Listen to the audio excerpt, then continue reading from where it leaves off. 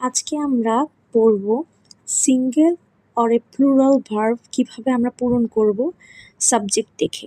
ঠিক আছে, খুবই সিম্পল কিছু এই 6টা প্রশ্নের উত্তর দিব এবং এটার সাথে কেন হয়েছে সেই কারণটা আমরা জানব।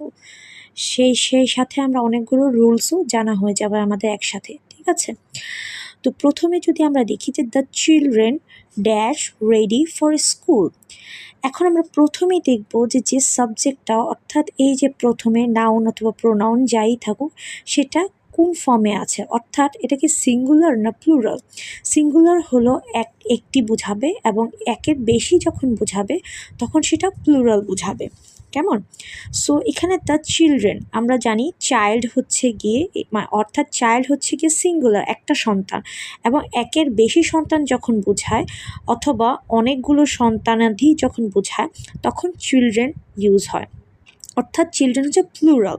তাহলে প্লুরালের সাথে আমরা সবসময় আর গেটিং বসবে। ঠিক আছে, ইজ গেটিং যদি হতো, যদি দ্য চাইল্ড হতো, যদি এমন হতো প্রশ্নটা যে the child dash ready for school, তখন ইজ হতো। যেহেতু এটা দ্য চিলড্রেন মানে প্লুরাল, সেহেতু ভার্ভটা আর হবে, আর গেটিং। তাহলে আমাদের অ্যান্সারটা হবে are getting. The children are getting ready for school, অর্থাৎ শিশুরা স্কুলের জন্য রেডি হচ্ছে, এখনও হচ্ছে, এটা প্রেজেন্ট কন্টিনিউয়াস টেন্স।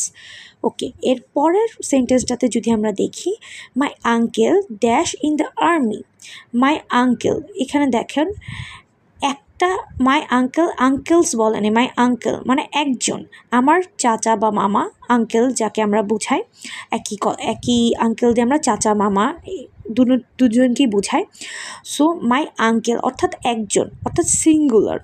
ঠিক আছে, অর্থাৎ সাবজেক্ট হচ্ছে সিঙ্গুল, তাহলে আমার সাথে সিঙ্গুলার বসবে, অবশ্যই ইজ বসবে, যেহেতু আমরা জানি ইজ হচ্ছে সিঙ্গুলার আর হচ্ছে প্লুরাল, তাহলে ইজ বসবে। The uncle is in the army, অর্থাৎ আঙ্কেল সেনাবাহিনীর মধ্যে আছে, অর্থাৎ আঙ্কেল সেনাবাহিনীর অংশে আছে। অংশে মানে এখানে বোঝাচ্ছে যে তিনি সেনাবাহিনীর সদস্য, এটা বোঝাতেই my uncle is in the army এই সেন্টেন্সটি ব্যবহার করা হয়।